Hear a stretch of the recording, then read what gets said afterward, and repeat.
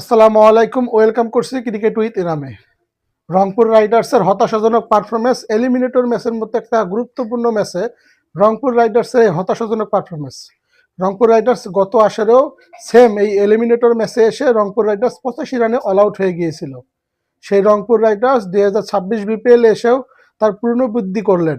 2024-25 বিপিএলে রংপুর রাইডার্স যে কাজটা করেছিল এলিমিনেটর ম্যাচে মাত্র 85 রানে অল আউট হয়ে গিয়েছিল, সেম কাজটাই করলেন 2026 বিপিএলে এসে। মাত্র 111 রানে বিপিএলের মতো একটা গুরুত্বপূর্ণ ম্যাচে এসে রংপুরের ব্যাটাররা যা করলো, পুরো হতাশাজনক পারফরমেন্স। ম্যাচটা যদিও উত্তেজনা ভরপুর একটি ম্যাচ হয়েছে, এবারের বিপিএলের সবচাইতে শ্রেষ্ঠতম একটা ম্যাচ হয়েছে। মাঠের ক্রিকেটে দুর্দান্ত ক্রিকেট খেলেছে দুই দলই। এই এলিমিনেটর ম্যাচে সিলেট টাইটান্স এবং রংপুর রাইডার্সের দুই ক্রিকেটারই ভালো খেলেছে। আজকের উইকেট নিয়ে বা পিচ নিয়ে লিটন কুমার দাস খুবই অসন্তুষ্ট। লিটন কুমার দাস জানিয়েছেন যে আজকের যে পিচটা, এই পিচ মোটেও এরকম একটা গুরুত্বপূর্ণ ম্যাচের জন্য এরকম পিচ যারা বানিয়েছে খুবই হতাশাজনক। কারণ এলিমিনেটর ম্যাচের মতো একটা ম্যাচে এরকম বাজে পিচ তৈরি করবে আমি ভাবতে পারিনি। লিটন কুমার দাস ঠিক এমনটাই জানিয়েছেন পোস্ট ম্যাচ কনফারেন্সে। টস জিতে সিলেট টাইটান্সের অধিনায়ক মেহেদী হাসান মিরাজ বোলিং করার সিদ্ধান্ত নেয়। কারণ তিনি বলেছেন, যখন টসটা জিতেন তখনই বলেন তিনি যে মাঠে ঘাস আছে, বোলিং নিলে ভালো হবে, এবং রংপুর রাইডার্সকে ব্যাটিংয়ে পাঠায়। রংপুর রাইডার্স ব্যাটিংয়ে এসে পরপর 3 ওভারে 2 উইকেট চলে যায়। খালেদ আহমেদ যখন প্রথম ওভারটা করতে আসেন, প্রথম বলটি তিনি সামনের লেন্থে বল করেন এবং পরপরই পরের বলে আগে ক্রিস ওকস খালেদ আহমেদকে বলেন যে সামনের লেন্থে বল করো না, ব্যাটাররা মারবে।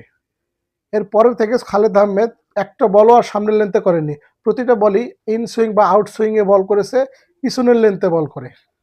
এই কারণে বিদেশি খেলোয়াড়, ভালো মানের খেলোয়াড় রাখা মানে একটা দলের যেমন অ্যাডভান্টেজ পায়, সেরকমই ইয়াং ক্রিকেটাররাও কিছু বেনিফিট পায়। খালেদ আহমেদের ক্ষেত্রে আজকে তাই হয়েছে। তিনি 4টি উইকেট পেয়েছেন শেষ পর্যন্ত এবং ম্যান অফ দ্য ম্যাচ হয়েছে। তাওহিদ হৃদয়, লিটন কুমার দাসের মতো ক্রিকেটারদের তিনি আজকে নাকানি চুবানি খাইয়েছে।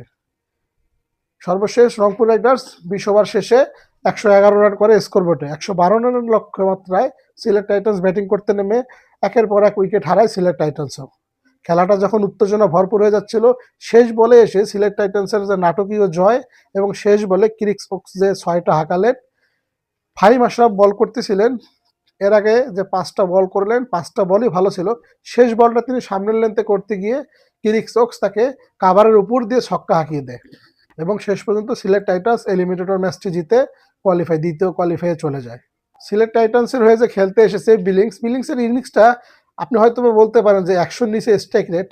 এরকম একজন ক্রিকেটার যে তার সহজাত ব্যাটিংটা তিনি করতে পারেননি, উইকেট বুঝে বিবেচনা করে তিনি ওইভাবে খেলে গিয়েছেন।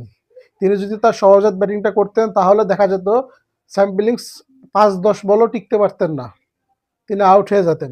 তিনি উইকেটের অবস্থা বুঝে তার ব্যাটিংটা তিনি করেন এবং শেষ পর্যন্ত রানটা হতে পারে, স্ট্রাইক রেটটা হতে পারে 100-র নিচে, রানটা হতে পারে 28 বা 40 বলে 28 রান, কিন্তু দলের জন্য এই রানটা অনেক কার্যকরী ছিল। তো সিলেট টাইটান্সকে শেষ পর্যন্ত অভিনন্দন। রংপুর রাইডার্সকে যদিও হারিয়েছে, রংপুর রাইডার্স হেরেছে, কিন্তু সিলেট টাইটান্স ভালো ক্রিকেট খেলে এই ম্যাচটি জিতেছে। দ্বিতীয় কোয়ালিফায়ে চলে গিয়েছে সিলেট টাইটান্সকে অভিনন্দন।